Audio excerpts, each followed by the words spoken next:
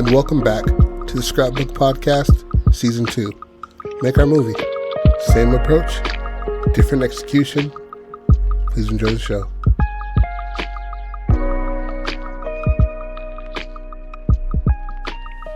And welcome back to the Scrapbook Podcast. This is your host, Jody Pratt, with my fellow host, Patrick Whitfall. And we're back, as you know it, with another setup. Remember, we are here to give you the first drafts and the first drafts only. If we are going to go on with anything further or come up with a second or third draft of something, which you always have to draft your things 3 times to even get close to the final product.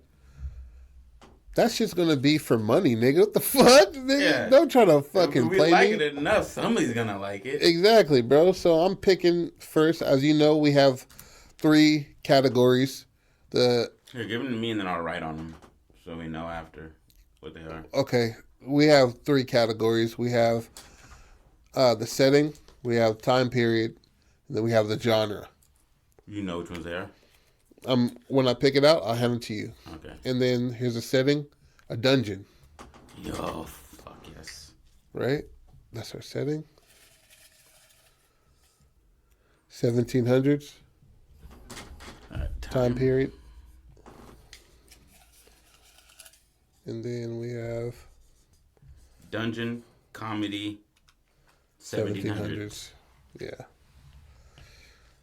About a prisoner's last day before the gallows. Oh, yeah, man. What country? Won't go British. Let's go with France. France. I can't do an accent for France. Go with the Pepe Le Pew. Go France. Oui, oui. That sounds like you're Korean. All right, so, yeah, because they were still torturing people and shit back then, right? Of course, the 1700s. The last public execution in France was like 1940 something. Savages. Yeah. Public execution? Public execution. Yeah. Yes, sir. Hella cigarettes smoke. Yeah, they don't give a fuck. Nobody gives a fuck. But, nigga, if you kill somebody, bro, your head's getting lobbed off, my boy. Like, yeah, if you're on the other side of the pond, they really believe in removing the head. Yeah. Gotta detach, and then that's humiliation, honestly. And what a way to go. Yeah, and I hear they say that you can see for a little bit after. I think so. I think so, but I don't think you feel shit. No. So it's probably like almost like it's almost probably like being knocked out. Like, you know it happened, but there's no consequence to your pain receptors. Yeah, for sure. I mean, your body for sure is going to be moving. Yeah. Because of muscle memory and shit like that. And your body's been moving like that for 30 some odd plus 40 years. Mm-hmm. So, for sure, your body's going to be moving, but your mouth is just going to be like... What if he was like a comedian and this is his last set? He said something that like offended the king. Oh, he's a jester. Yeah. All right, let's start this shit. So, let's name this nigga Simon. Hold on, let me get these names. Yeah. All right, and then we got comedy, dungeon. God damn, I can't spell. 1700s. All right, Simon is a jester. Right. So when was the last king in France? I'll look that up right now. I would assume probably in the early 1900s. They seem like a oh, king ass. Yeah, they seem like for a king in the country. Head ass. When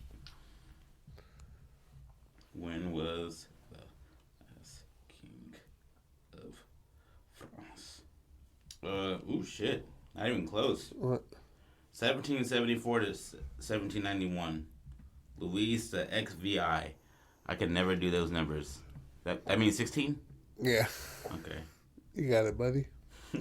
Don't do that to me. Don't do that to me. I mean, you did it absolutely correctly. Also called until 1774 Louis Auguste Duc de Berry.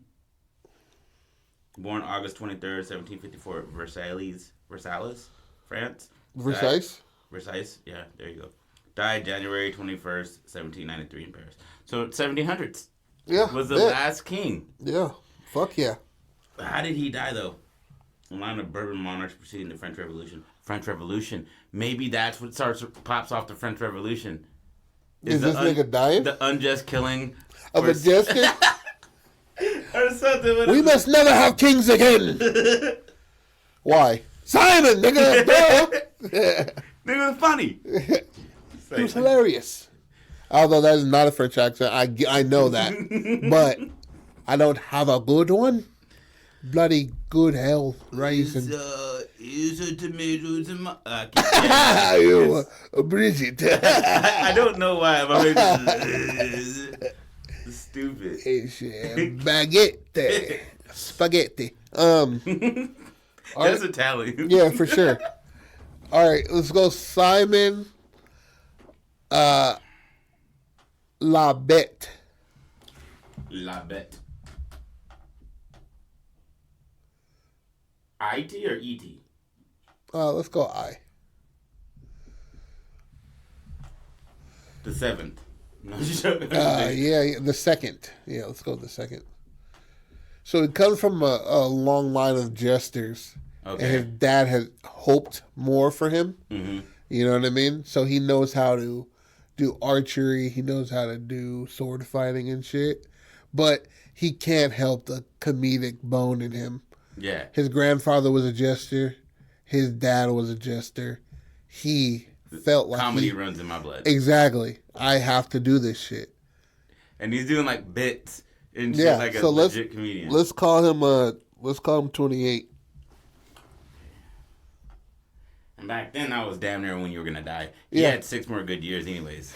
And he's been a jester, I wanna say, for the last, let's say, 9 years. Mm-hmm.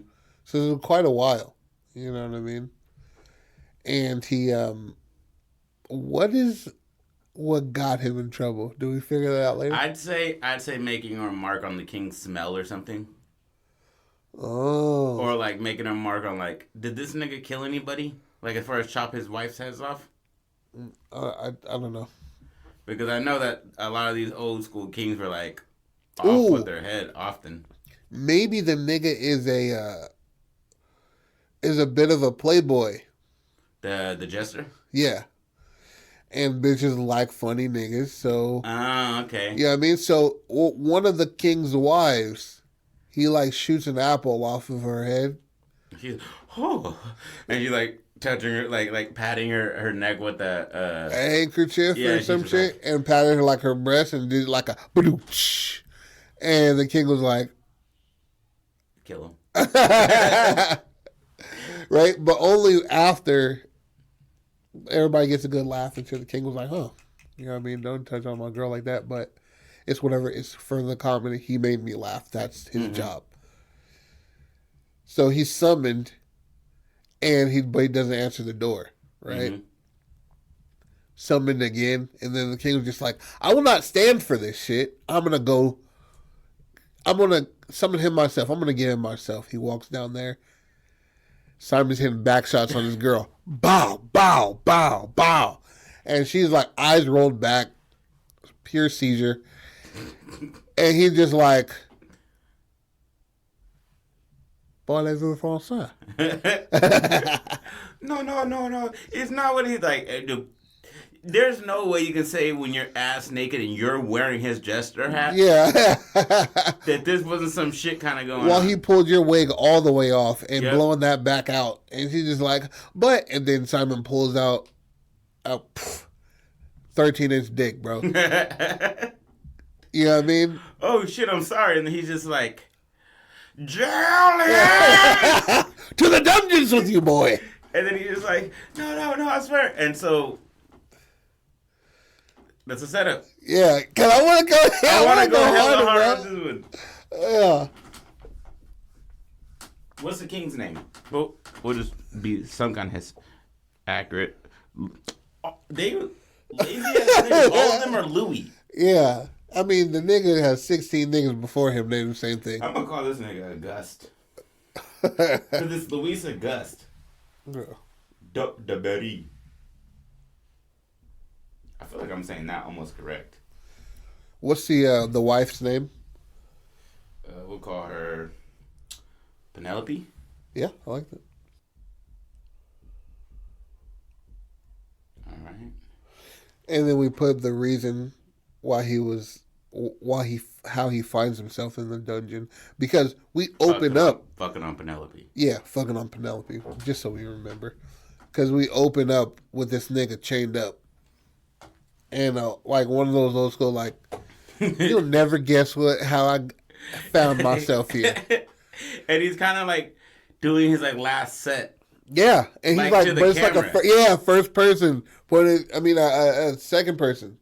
So the nigga just like talking while he's chained up, and he was like, "You hear all those people out there? They used to love me. Yeah, they used to cheer for me, man. I guess they're gonna cheer for me one last time. Bada bing. Yeah, yeah, like hey-o. And people, and niggas like are like crying, laughing in the dungeons next to him and shit like that.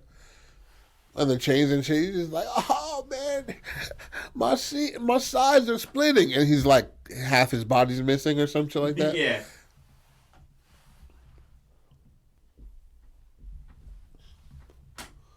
All right. What do you want to call it?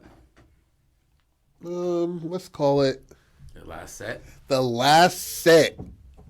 The second that I said it's like his last set, I was like, that sounds like a good name for it. Well, how about, because we have a lot of the Simon's last set. No, that's a Jester's final joke. No. Let's go mad long with it. Fuck it. One last set instead of the last set.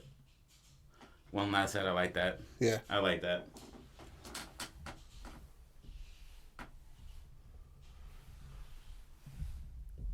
For all you comedy heads out there, we're gonna make this one funny as fuck. Yeah. Fuck yeah. And Penelope is like bonkers gorgeous. Yeah. And like halfway through, okay, never mind. I want to. Penelope goes down there and blows the nigga, right? That's gonna be fucking funny. Cut it. All right, so he's got a comedy in a dungeon in the 1700s with a jester who is on basically death row. Simon Lebé. The second. And King Louis Auguste, King of France, is killing him because he caught him piping down Penelope, his wife. Yeah. One of his one of his like top bitches. Yeah, top bitches. Yeah. And this is set in like a first person for the most part. Yeah. Of him talking to the camera in like stirrups or like whatever the fuck they used to have them in before. Yeah, he's like in the blockades and shit. And they take him out every day every day to niggas throw like rotten vegetables at him, but he's making everybody laugh and shit. And by the like nobody really wants to kill him, but they're just like, the king, man, you can't be smashing on the king's wives. You can't be doing that. Yeah. I like it. Bet. Okay, boom. Bow, how you like me now? This is the setup, Act 1 of One Last Set of Simon Lebé II. This is the Scrapbook Podcast. We love you. I'm your host, Jody Pratt. My fellow host, Patrick Woodfall. Yo. We love you. Don't stop being creative. Peace. Motherfucking deuces.